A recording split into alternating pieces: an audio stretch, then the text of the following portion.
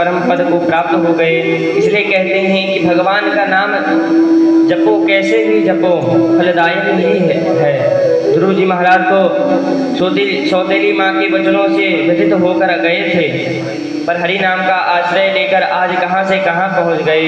तो भगवान का नाम कैसे भी जपो, नाम तो अपना चमत्कार दिखाने बिना रह ही नहीं सकता।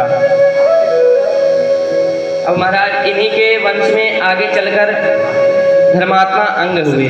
अंग बड़े ही धर्मात्मा पुरुष थे। उनका विवाह मृत्यु की पुत्री सुनीता के साथ हुआ। फलस्वरूप उनका एक बेटा हुआ वैन, जो एकदम निकृष्ट, भगवान का कट्टर विरोधी, भगवान को ना मानने वाला। गुरुर्ब्रह्मा गुरुर्विष्णु गुरुर्देवो महेश्वरा, गुरुर् साक्षात् परब्रह्म तस्मै श्री गुरुवे नमः। अखण्डमण्डलाकारं व्याप्तं येन चराचरं तत्पदं दर्शितं येन तस्मै श्री गुरुवे नमः।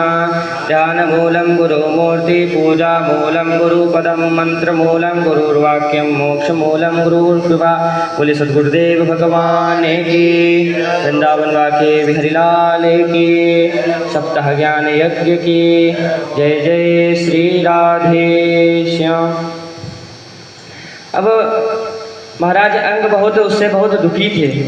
वह भगवान को कट्टर विरोधी था, भगवान को ना मानने वाला था। उनके पिता अंग उससे दुखी होकर के घर छोड़ करके एकांत में जाकर भजन करने लगे। अब प्रजाओं ने वैन को राजा का अधिकार दे दिया, राजा बना दिया। और जैसे ही वैन, अंग का पुत्र वैन को जैसे ही राज्य का सौंप दिया, राज्य जैसे ही उसके हाथ में आए तो उसने बोला, न यष्टव्यम न दातव्यम न होतव्यम दुजा क्वचित् इति त्वया धर्मम भेरी घोषेण सर्वशः। वैन ने उद्घोषण कर दिया कि आज के बाद कोई भी यज्ञ नहीं करेगा, हवन नहीं करेगा, कोई भी पूजन नहीं करे, भजन न करे, ब्राह्मण को भोजन न करवाए। संतों के भंडारे बंद कर दिए।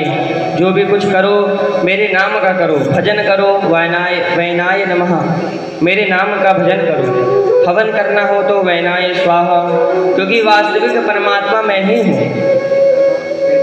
अब सभी संत समझाने के लिए आए और शांतिपूर्वक उस राजा वैन को समझाया कि आपको यज्ञ पुरुष भगवान का इस प्रकार अनादर नहीं करना चाहिए। तो संतों को ही गाली देने लगा। बलिशा